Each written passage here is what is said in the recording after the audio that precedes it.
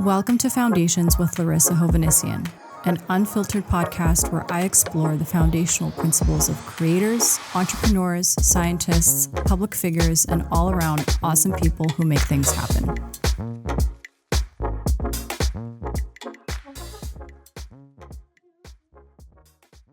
Welcome to Foundations with Larisa Hovhannissian. Today I'm honored to be joined by Tigran Jrbashyan, one of Armenia's most respected economists and strategists. As the Director of Management Advisory Services at Ameria Group, Tigran has played a key role in shaping economic policy, business strategy, and long-term development planning in Armenia. His expertise spans across urban development, innovation, and public policy, making him a vital voice in conversations about Armenia's economic future. And in this episode specifically, we'll explore the foundations of his work, the challenges and opportunities Armenia faces, and Tigran's vision for sustainable growth. Thanks for joining. Tigran, my friend, it's been a long time coming, and I'm very excited that you're on this podcast and that we get to also talk together in this format. I have great respect and admiration for you. I think you're one of the brightest minds of our country. And so I'm going to ask you a few questions really about your prognosis on Armenia, on our economic development. You know, I think some questions that is always really interesting for our audience about AI and technology and how that's all going to affect Armenia and our nation in general. But then I'm also really interested in your story and your journey. From your first days in this career to now. So I want you to really talk about the hard times, the good times, and the whole journey that brought you to where you are now. So thank you for giving us this time. And thank you, Lara, because you know that I'm admire always with your persistent and belief and hope for our country and for our nation and what are you doing here. And you are reserved my full support and always encouragement. Thank you. Thank you for this opportunity. I hope this will be not very boring. I don't think it will be boring. And so my first question is actually, you essentially create strategies that have a major influence over economic and strategic decisions in Armenia. Was this always something that you wanted to do early on when you graduated university, or did this just kind of happen on its own? First of all, let's be very clear in the wording, because they are supposed to have a great impact. That what we are doing now, yes, and this was by purpose. It was my goal. It was my idea, and I'm working over that for more than 20 years, 25 years.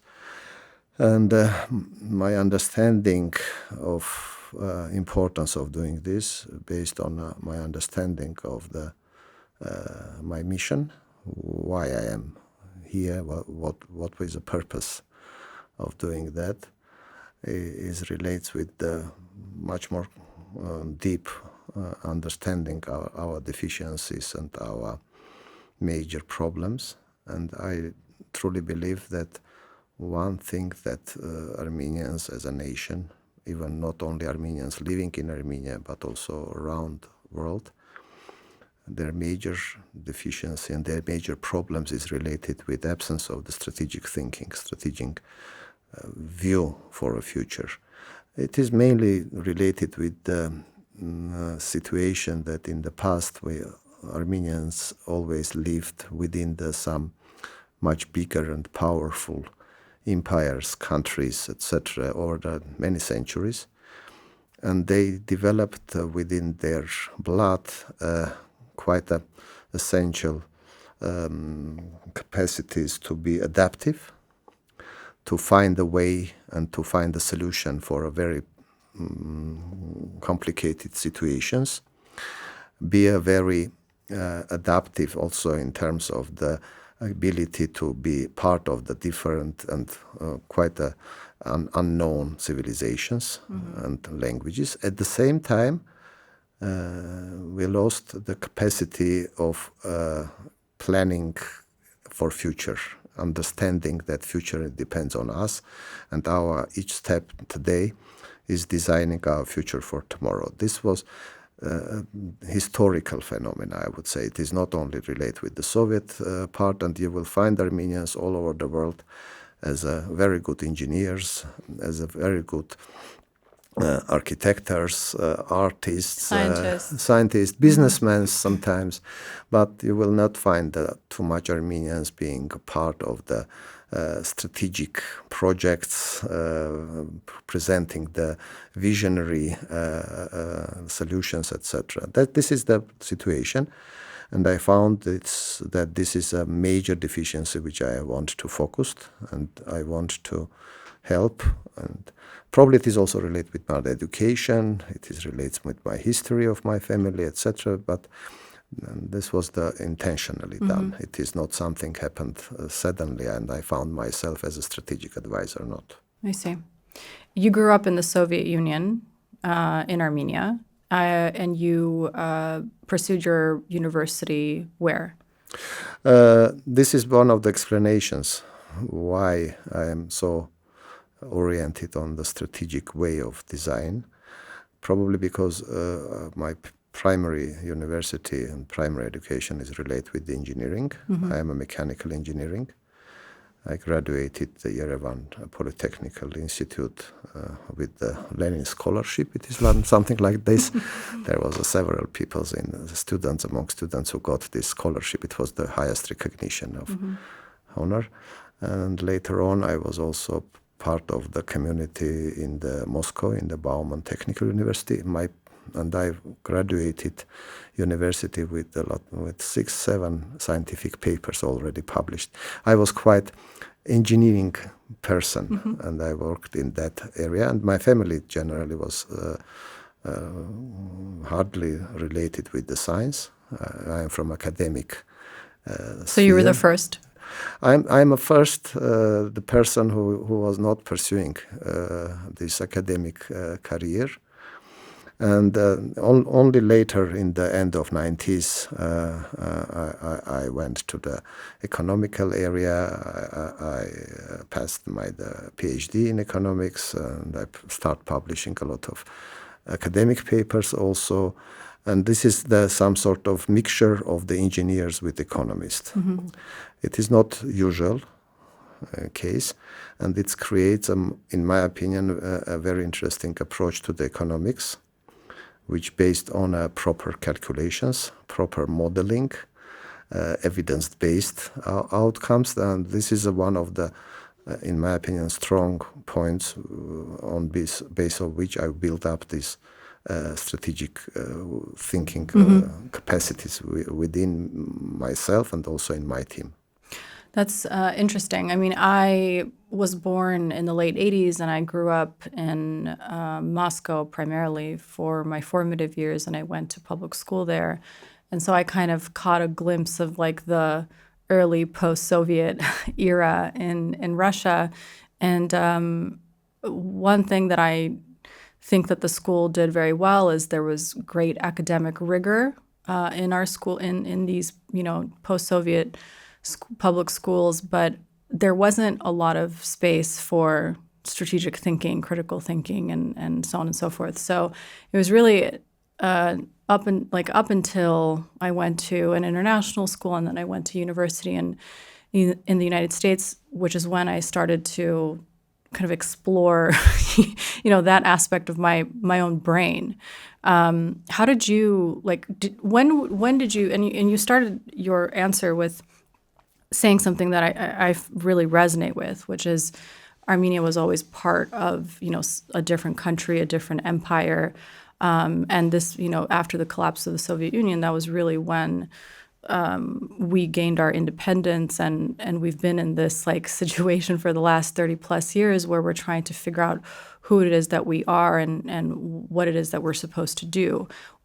As a byproduct of the Soviet educational system, for all the great things that I think it gave, us in terms of education, how did you first begin to understand that, Armenia's position has always been subservient in a lot of these contexts?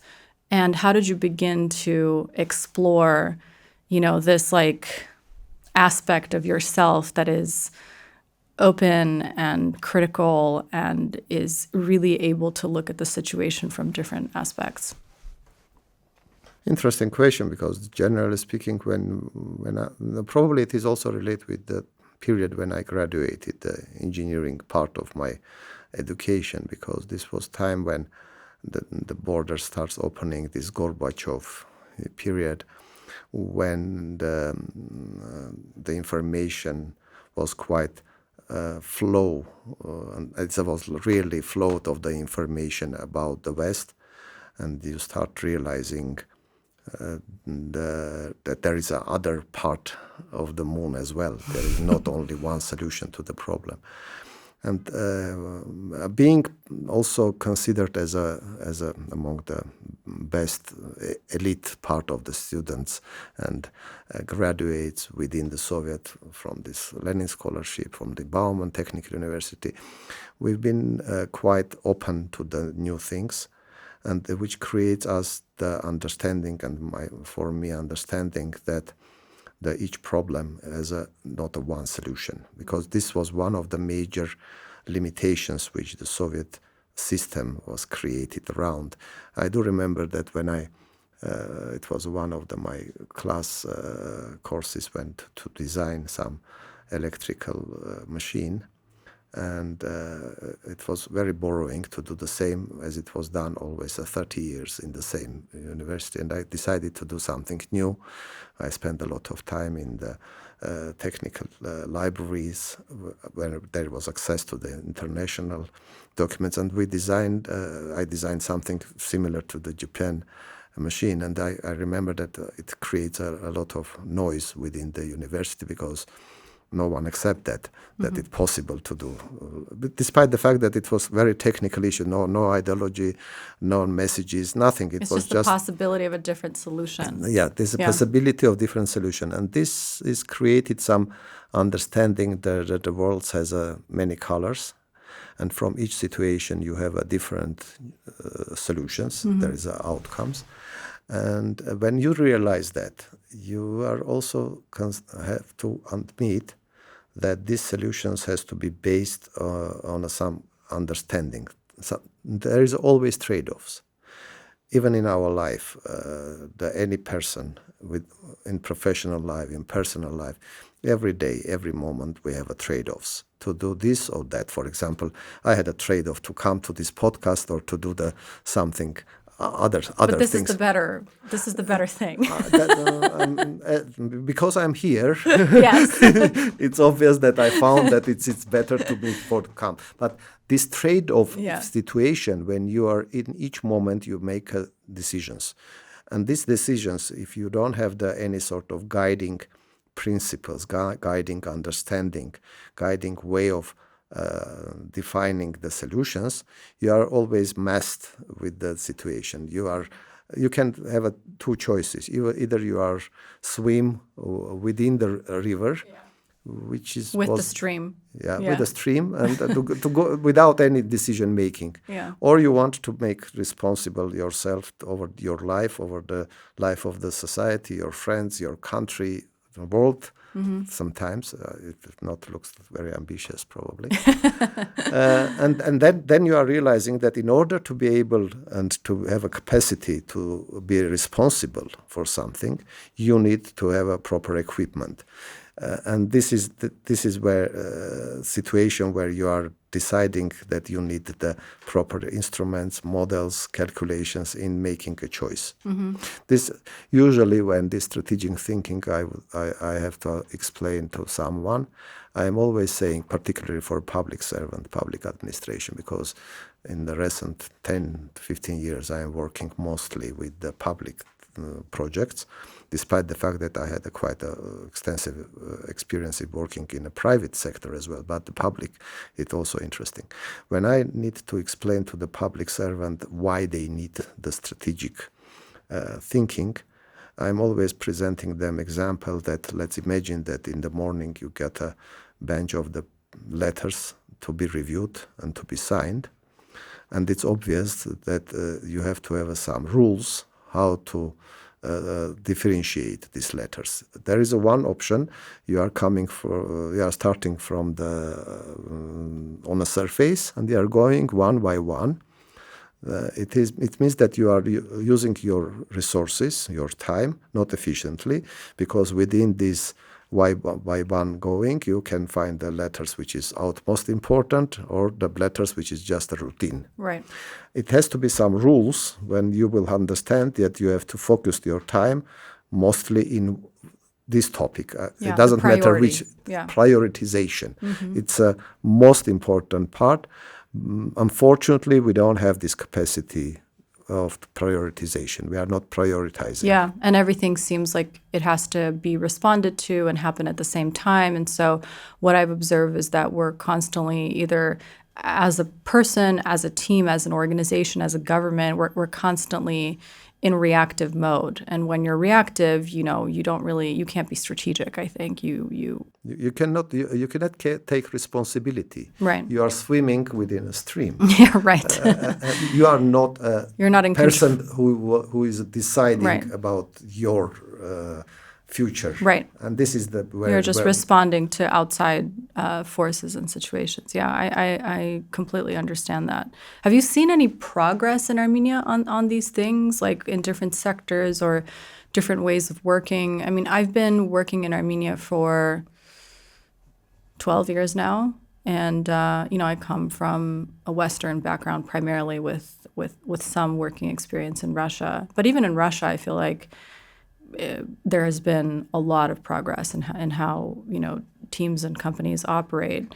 I've personally have seen progress. I still think we have a long way to go, but at all levels, I think in the private and the public sector, there seem to be glimpses of prioritization and improvement, and sometimes less reactivity. More proactivity. No, I do believe that this is, we cannot even compare the situation.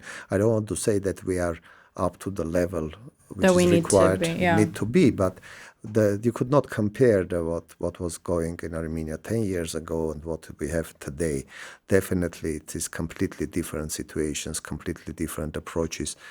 And one of the most important things, which is I love, probably I will use these words, I love, that we stop creating myths for ourselves. Because in the past, the strategic thinking always was as a cover to something hidden. Originally, ideas was quite different. At the same time, they covered with some wording which is referent to the strategic thinking, like vision, strategic goals, objectives, etc. We use these words almost all the 20 years, for now, even more.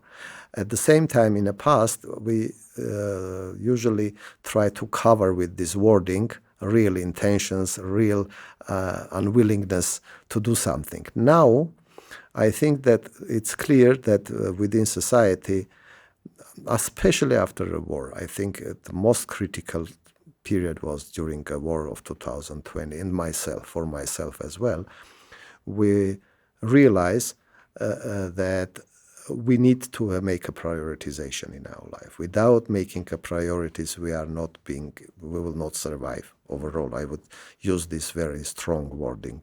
And this creates a huge demand towards strategic thinking.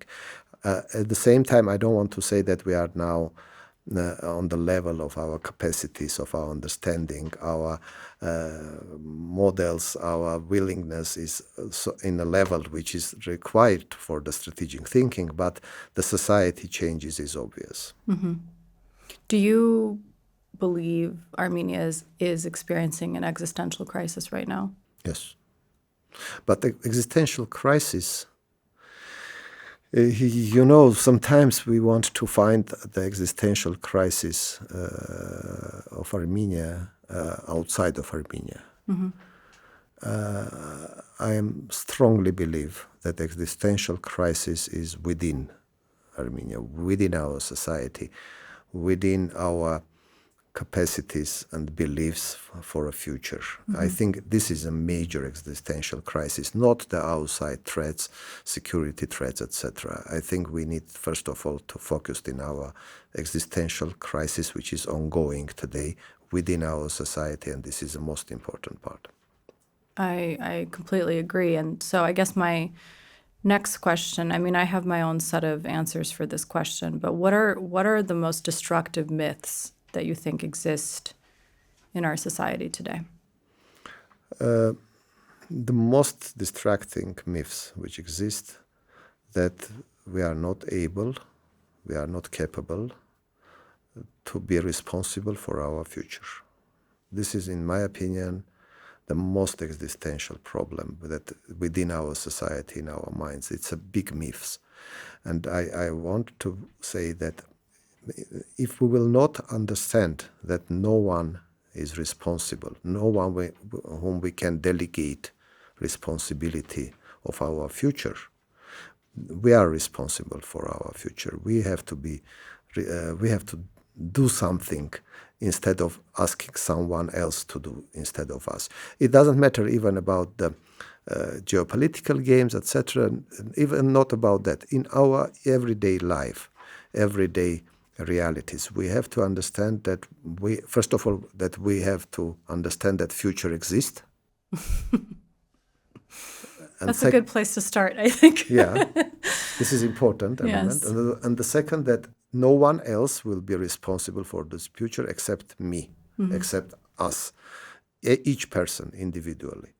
I would just like to underscore this last thing you said, each person individually, because I think it has layers, the blaming, the other country did this to us. This politician in Armenia did this to us. This person in this company did this to me. And it's never a reckoning of what have I done as a person?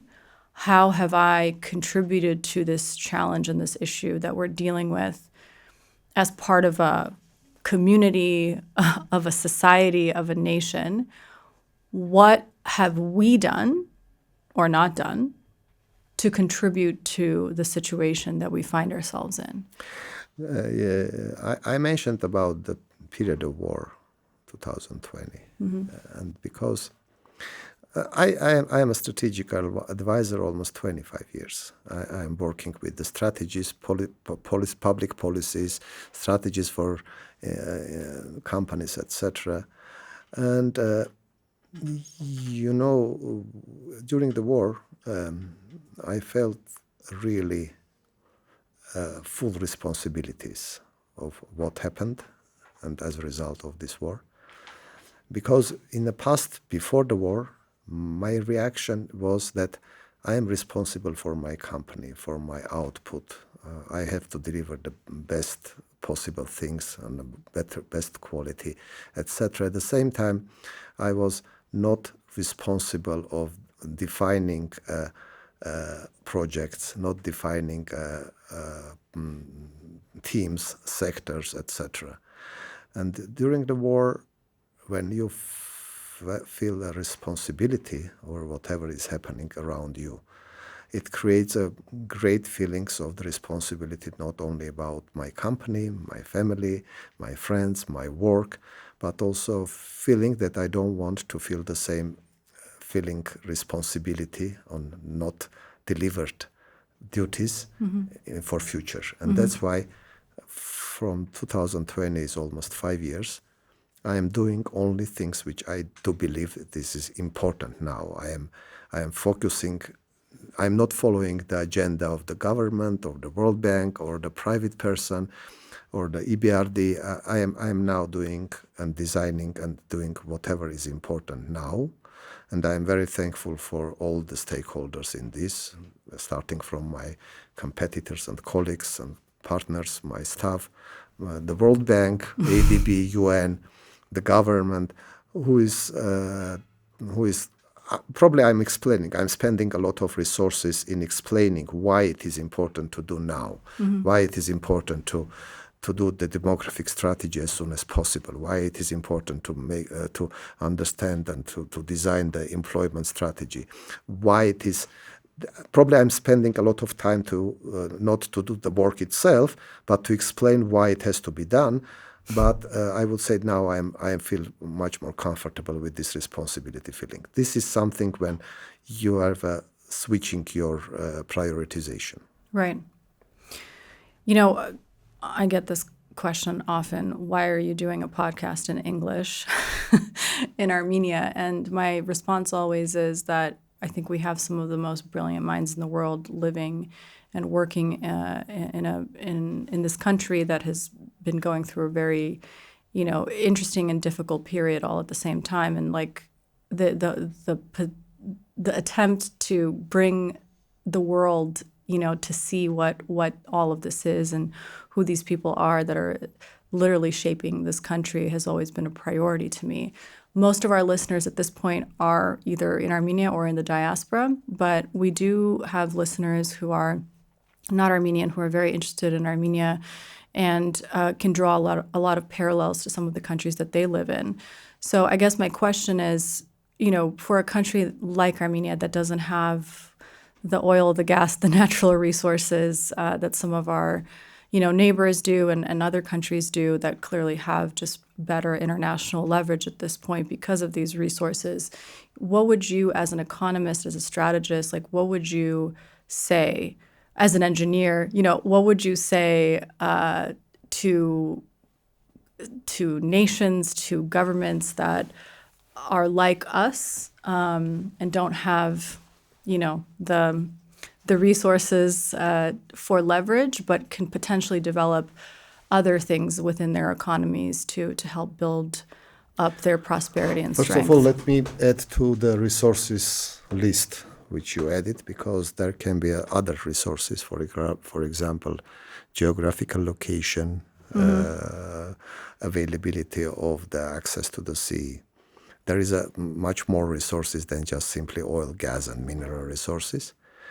But let me make my statement a little bit clear for everyone.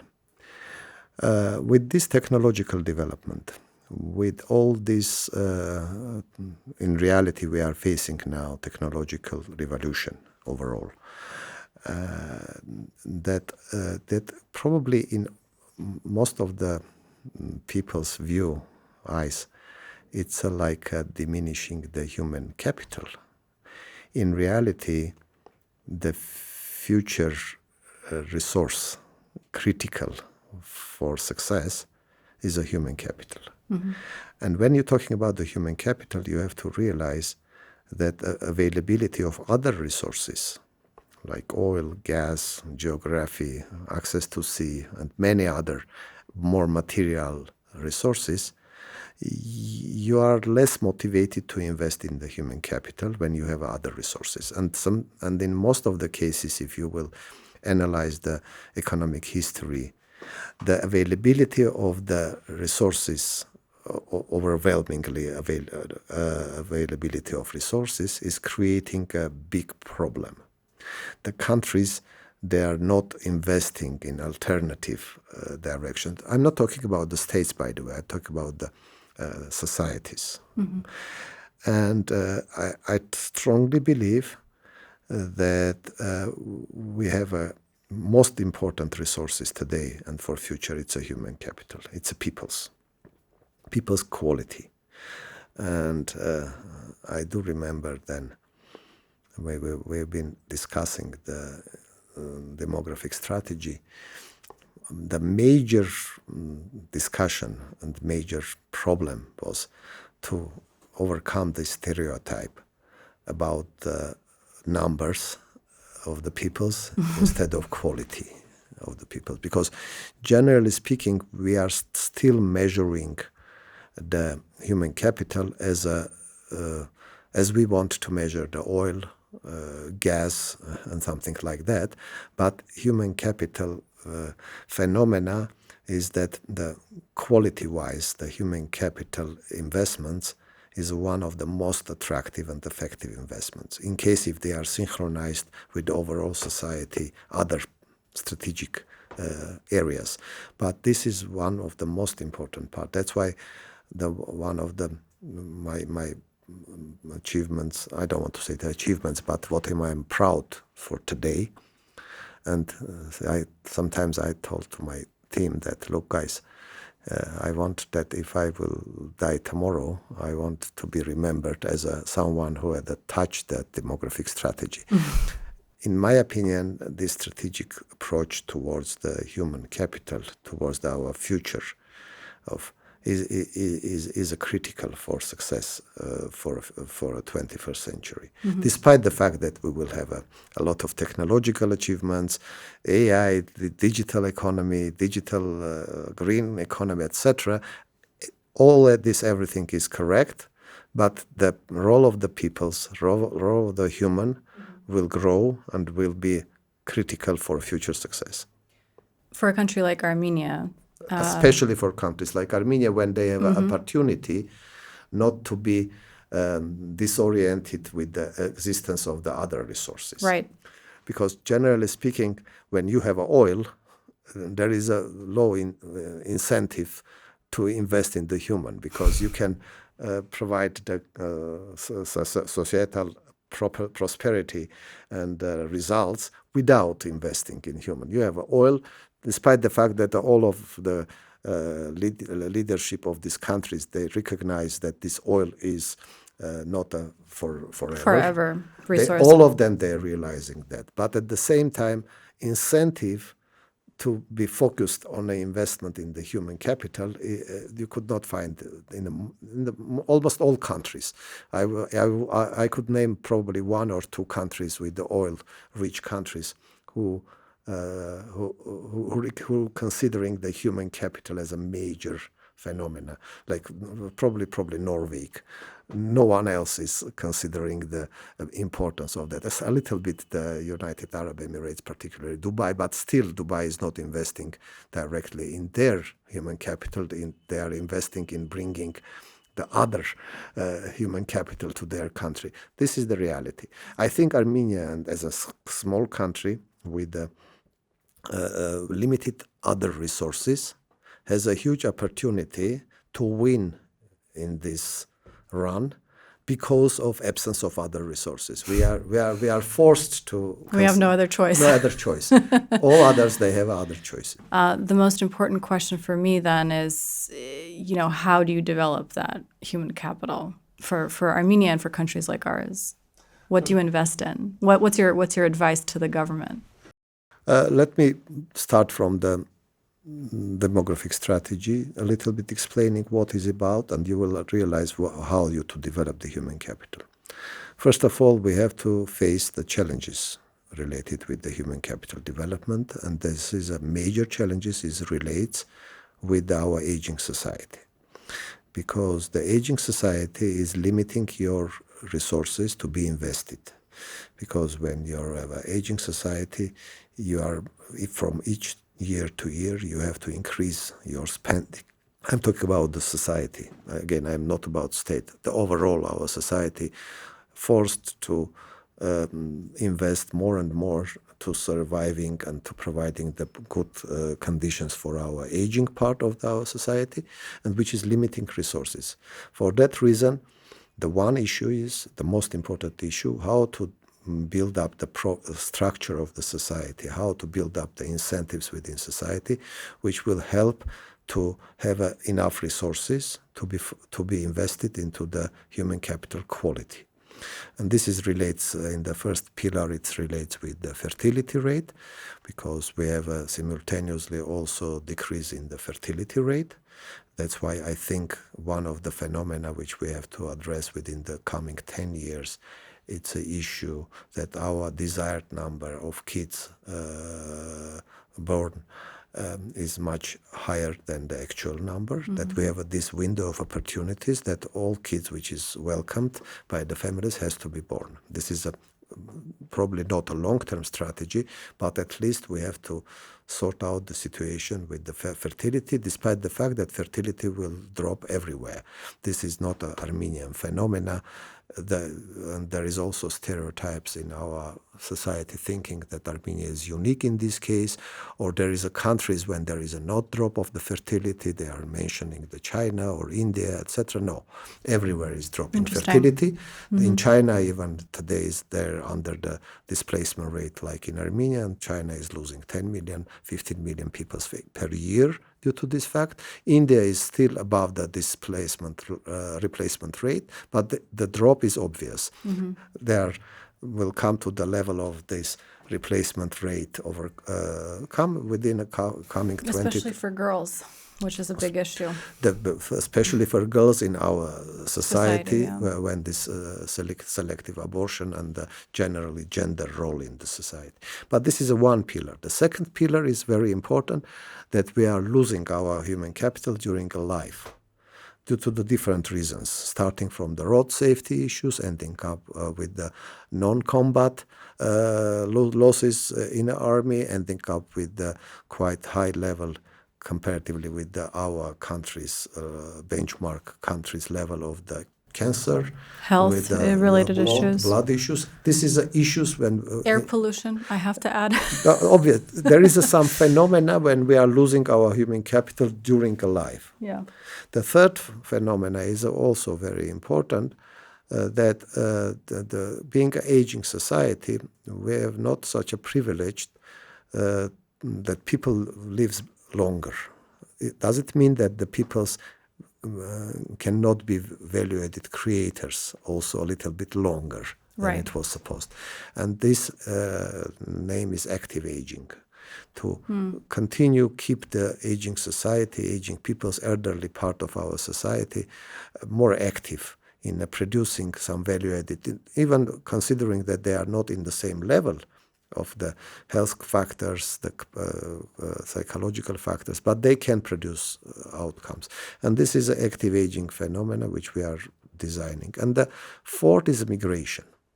One of the biggest phenomena that all attempts done in the other societies during the last 20, 30 years of the big migration flow overall, they create a very big problem, and believes that through the migration, the countries can solve their human capital issues. In reality, there is no way to creating the replacement of the missing population by migration. And the results of the Western European countries proving that it creates a huge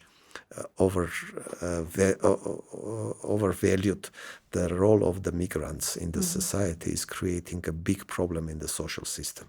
You could not continuing the same level of the productivity to bring the migrants from the young nations and believe that they will work and you will retired.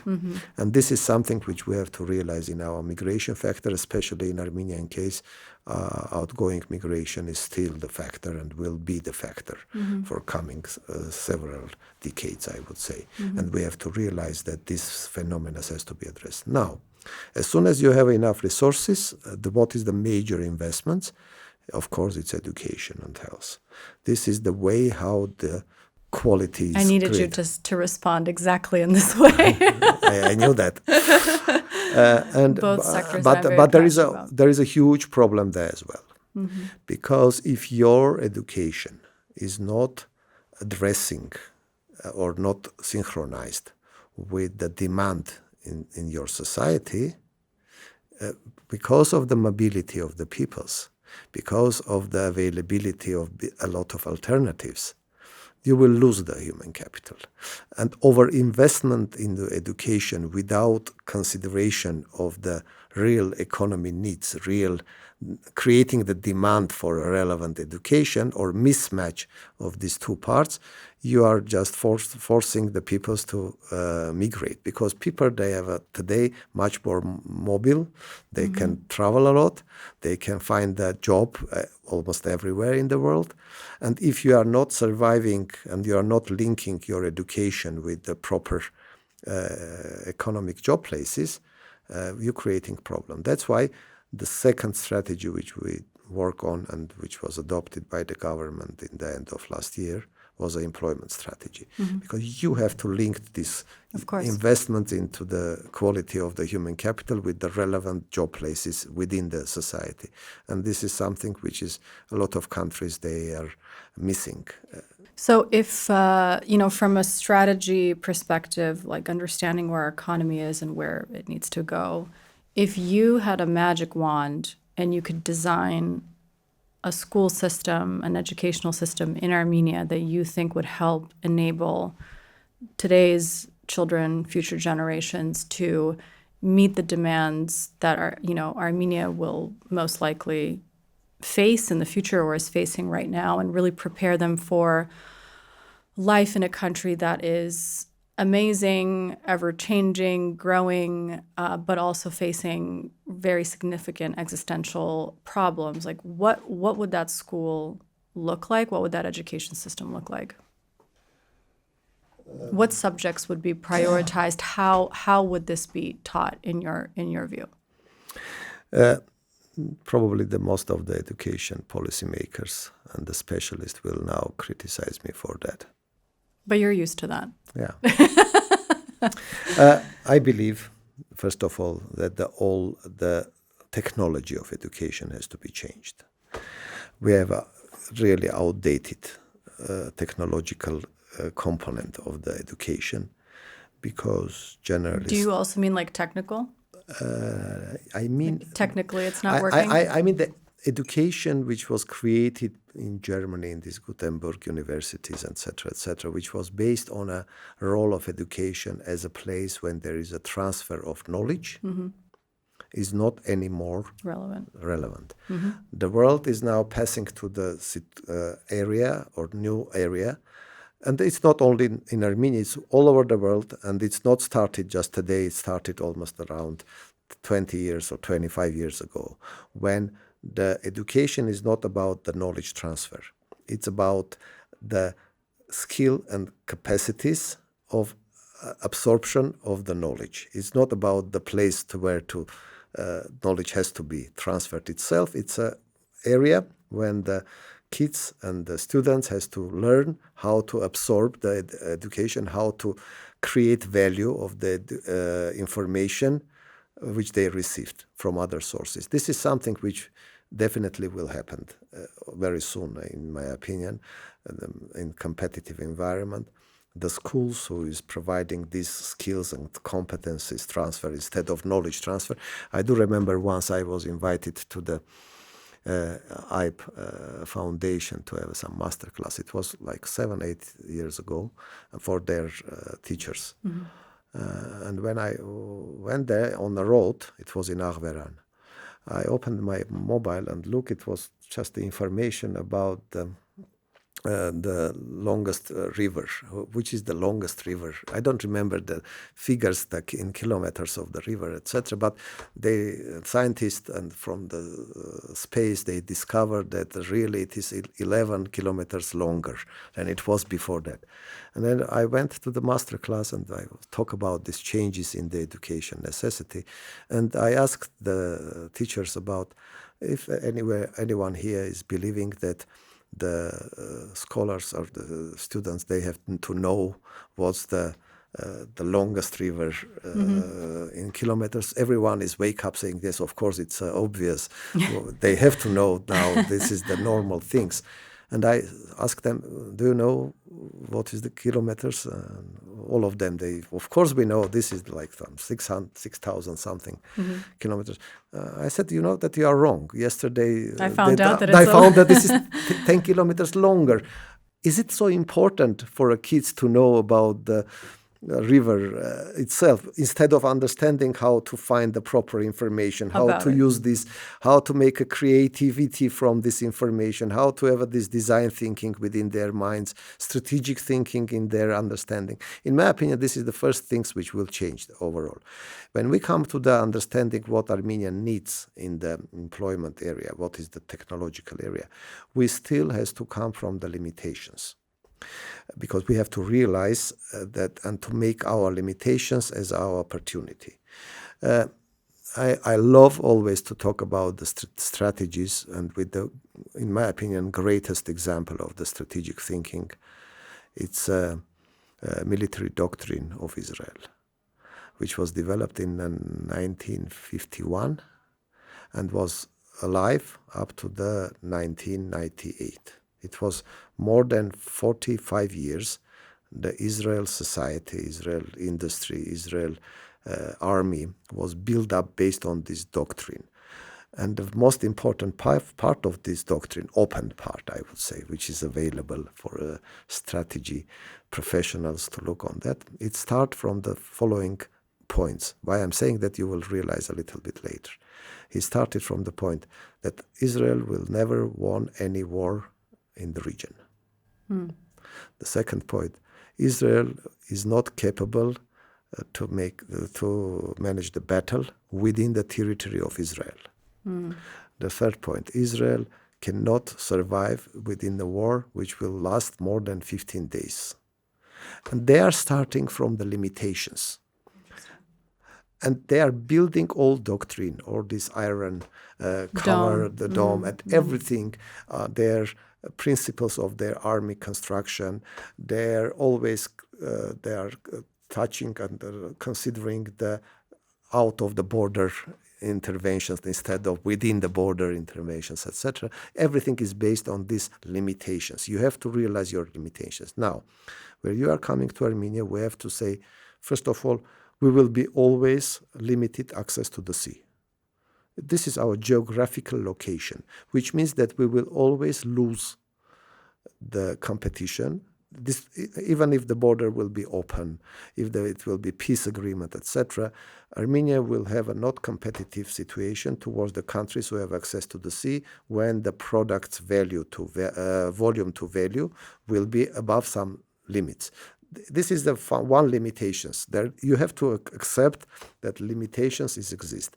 Second, you have to accept that limitations related with that your mineral resources will not provide you any opportunity to produce something which is related with the primary manufacturing.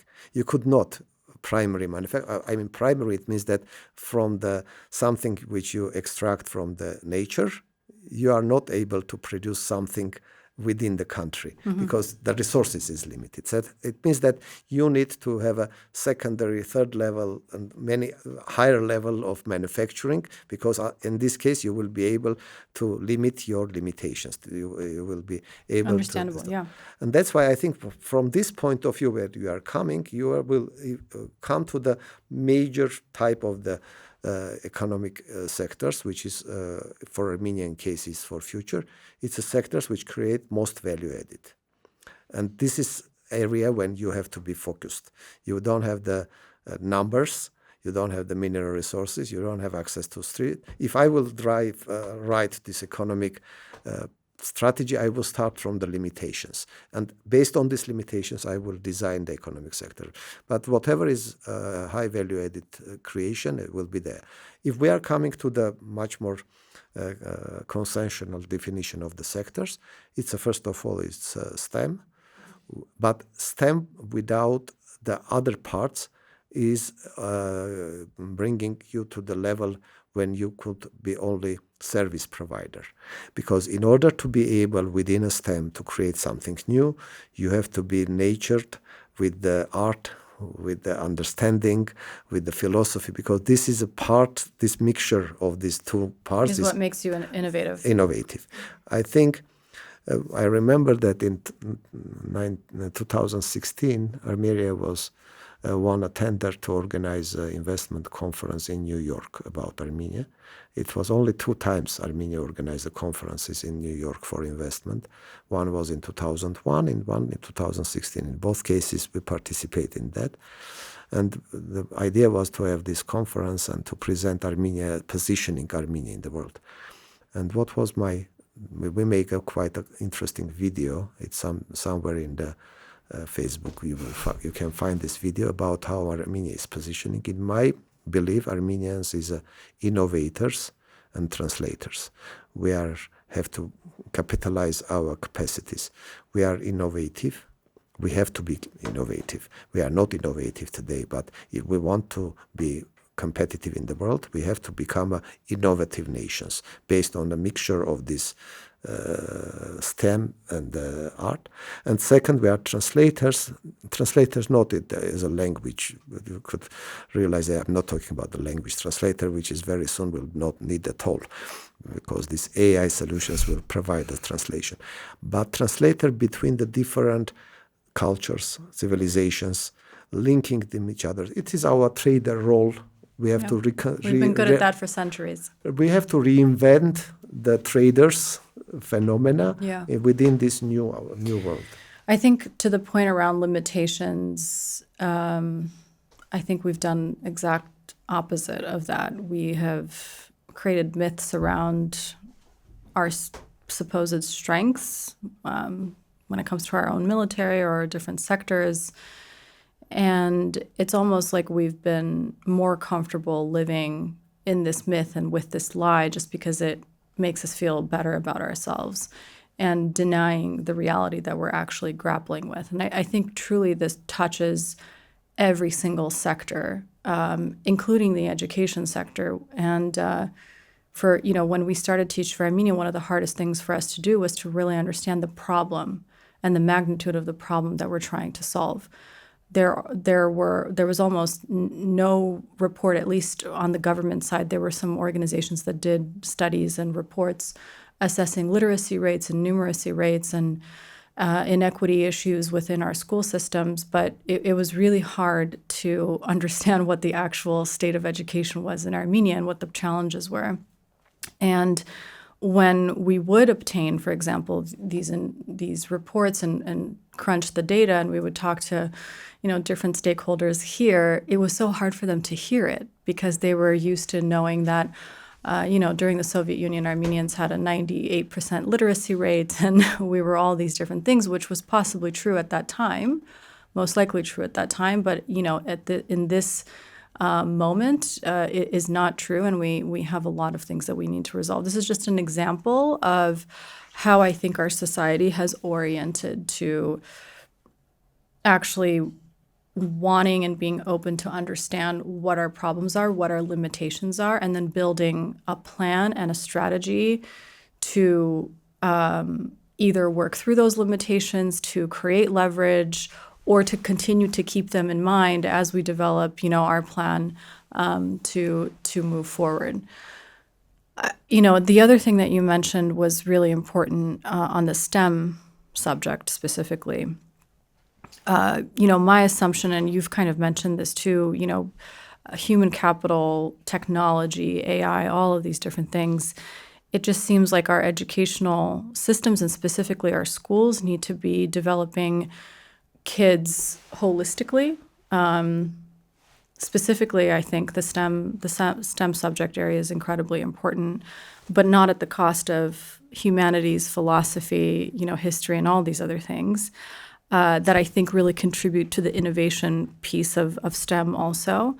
And then I think the other thing that I've personally have been talking a lot about together with my team is realizing that our students for generations now have been conditioned to think of themselves as victims, perpetual victims, because of the empires, because of the different countries, because of the different systems and the wars.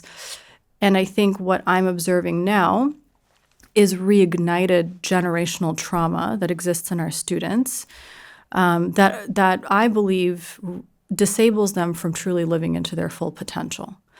And one of the most important things that I think our schools and our educational systems need to prioritize is the STEM, the social sciences, all of that together, and true happiness, joy, health, and confidence within our students. You can be someone who have lost, or you can be a citizen of a country that has lost a war or multiple wars, but you don't have to feel like you're a victim constantly. You can admit that these things have happened.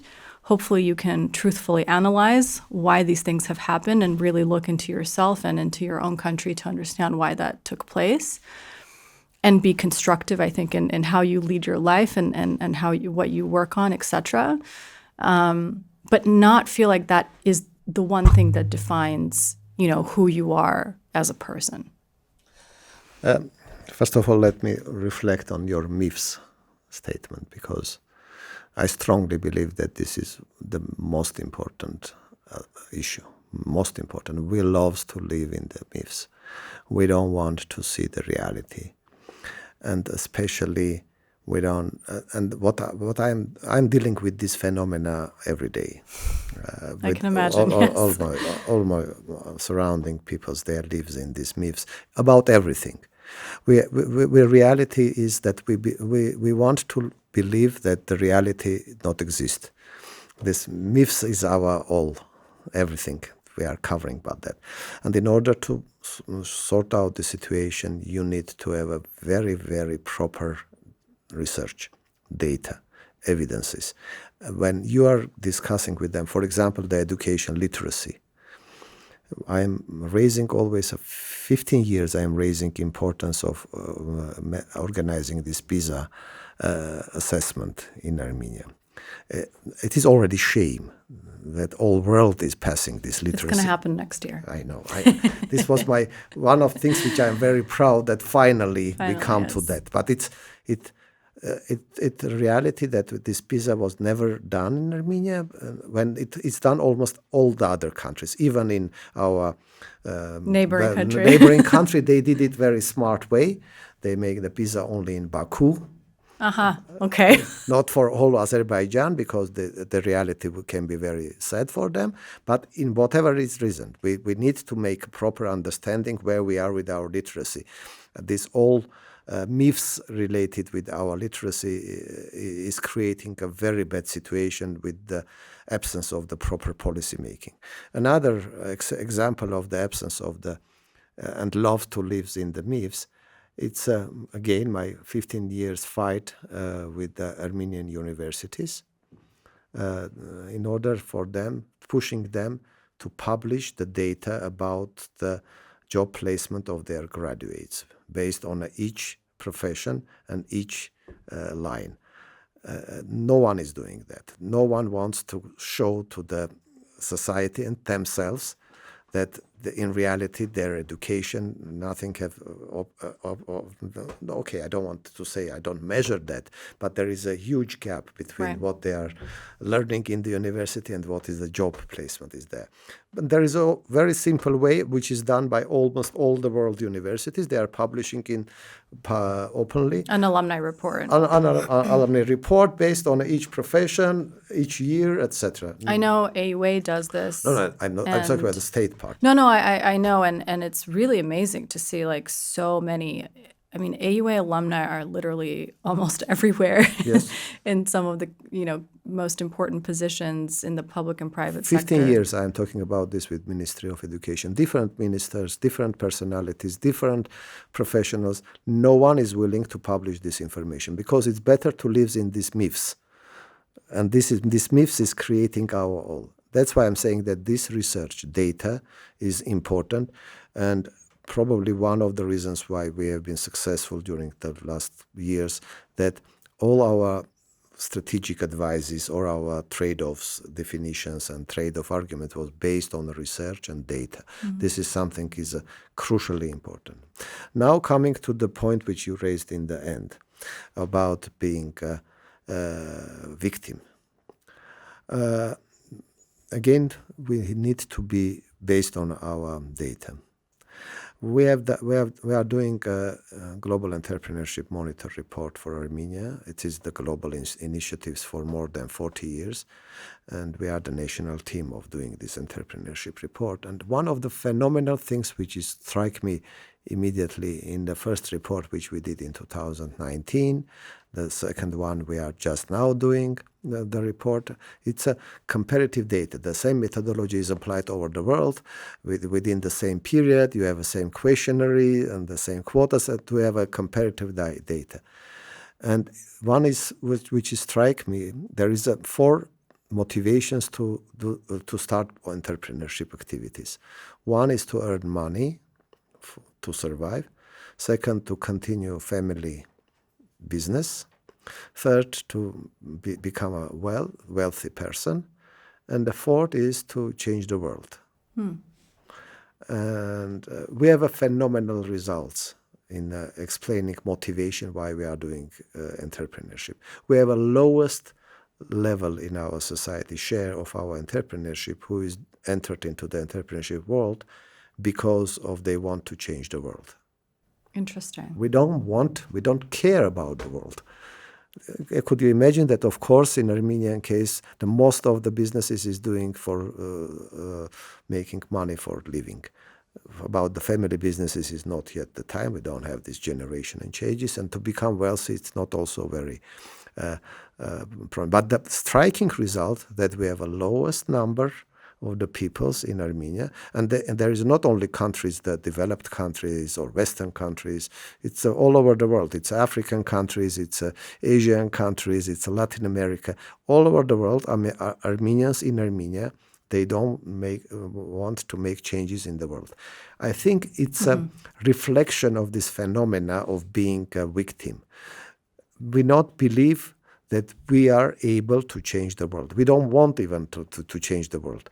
We are working within our ecosystem, small village, small country, small Armenia, small region, etc. This motivation to change the world, to be understanding that you are the human which has a capacity to do something amazing for a world, not for your village, not for your school, not for your country, but to the world, has to be grown up. It is nature. We see a lot of that in our classrooms and in our schools initially when we start partnering with them. I think it also comes, like that same victim mindset comes from the fact that I think we were part of the Soviet Union for many years, and we were imposed an educational system that was, meant for the Union and not necessarily had Armenia's core interests at heart. And I think that's that sense of agency that is enabled and inspired in other countries. Patron of agency. Exactly. Yeah, I think it has been completely missing from our educational system. So our kids, even until now, are like growing up in this environment where they feel like nothing is in their control and everything happens to them. And so, like at Teach for Armenia, you know this, but one of our biggest core programmatic design decisions was that our teachers not only teach a core subject in a partner school, they also do community-based projects, which we call change-based learning. And, they work together with the kids. It's not a top-down approach. The kids are absolutely co-creative in this process, and they get to decide together what are some interesting challenges and opportunities that exist in their communities that they can leverage to create solutions themselves.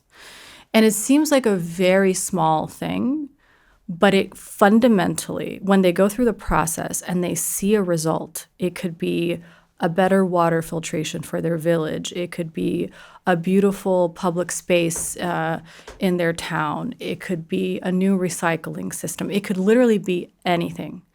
When they see that they identified a challenge, saw an opportunity, designed a project, raised the necessary resources to implement it, and had the output that they wanted, that changes fundamentally everything for them. The most important changes, in my opinion, because I do believe, that they're realizing that they can become responsible. Yeah. They can carry responsibility, even if over the very small issue. This responsibility factor, this is really was punished always, because the old Soviet period, all the empires, they are relying on a phenomena that you are not responsible. You have to follow the stream. You not make the problem for yourself. Swim the stream, and we will decide, and we will be responsible for you. In reality, when someone is taking responsibility over his shoulder, he's becoming much stronger on that. And that this is my understanding why the strategic thinking is needed, because in this case you are able to carry the responsibility not only about yourself as a personality, but also about your future. Absolutely. This is a maximum level of the responsibility when you are saying, I am not only responsible for food, for water, for surviving, I am also responsible for future. And that's why what I already said about my proudness about my demographic participation, because demographic strategies, this is the longest strategy. I will not exist when the result of the strategy will be delivered. And even my son will not be alive in that case. But I truly believe that this strategic way of thinking, whatever is currently the society will do, is determining our future. Like for most astonishing factor for me was following how the genocide in the has affected our current situation. It was really amazing in understanding that, for example, our over migration from Armenia is directly related with the genocide. That the presence of our diaspora around the world was a very pulling factor for Armenian migration. It's not much easy for Armenia to migrate somewhere, because everywhere you have some Armenian society available and they can provide you support. This genocide, which happened 100 years ago, has a direct impact on today's demographic situation. And when you are realizing such links, you are realizing that whatever will be done today will have 100-year impact. And this is something, in my opinion, the most important feeling of the responsibility on your shoulders, when you are not only responsible for today, for tomorrow, but you are responsible for 100 years from now. How do you deal with that pressure? Oh, it was really, really very huge. It forced me, first of all, what I deal. First of all, and I'm very thankful for that, for my stakeholders, for funding agency, because when I realized, and it was not immediately, theoretically you are realizing that, demography is about... But in practice, it's a very different thing. But when you are starting by figures, you are calculating figures, it's really shocking.